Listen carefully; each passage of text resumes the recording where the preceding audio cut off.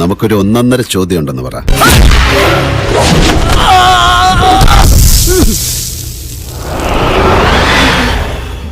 ആദിത്തമ്പുരാനെ കിട്ടി കിട്ടി ആദിത്തമ്പുരാനെ. ഒരു പുതുമുഖം എന്ന നിലയില് രഘുചേട്ടനിൽ നിന്ന് കിട്ടിയ അറിവുകൾ എന്തൊക്കെയായിരുന്നു? അയ്യോ ഓർമ്മിപ്പിക്കല്ലേ പൊന്നെ. ഈശ്വര, ഇവിടെ ആരില്ലല്ലോ ഇതൊന്ന് പറഞ്ഞു ചിരിക്കാനായിട്ട്. കോൺഗ്രസിൽ നിൽക്കുന്നു, BJP-യിൽ നിൽക്കുന്നു, ഇപ്പം കമ്മ്യൂണിസ്റ്റിലോട്ട് വരുന്നു.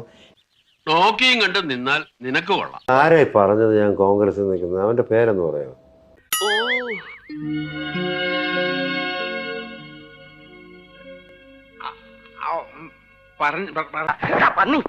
അവർക്ക് എന്തെങ്കിലും ഇഷ്ടക്കേടുണ്ടായി എന്റെ ചീട്ട് കീറും. സീറ്റിന് വേണ്ടി ആരെങ്കിലും പാർട്ടി വരുമോ? അങ്ങനല്ല. What do you mean about that? അറിയാതെ അബദ്ധത്തിലൊന്നും പോയി ചാടരുതല്ലോ, അതുകൊണ്ട് പറഞ്ഞതേ ഉള്ളൂ.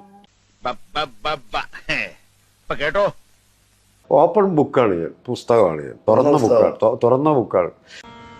സത്യമാണോ ഈ പറയുന്നത്? സത്യം ആയില്ലെങ്കിൽ ഭഗവതിയാണ് സത്യം.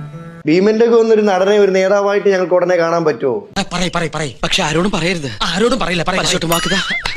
കാണിച്ചിരട തെണ്ടി പറയ്. ഇപ്പൊ രഘുചേട്ടൻ പറഞ്ഞു, രഘുചേട്ടന്റെ ഫാദർ ഒരു പാർട്ടിക്കാരനായിരുന്നു. അച്ഛൻ പാർട്ടിക്കാരനൊന്നും അല്ലായിരുന്നു.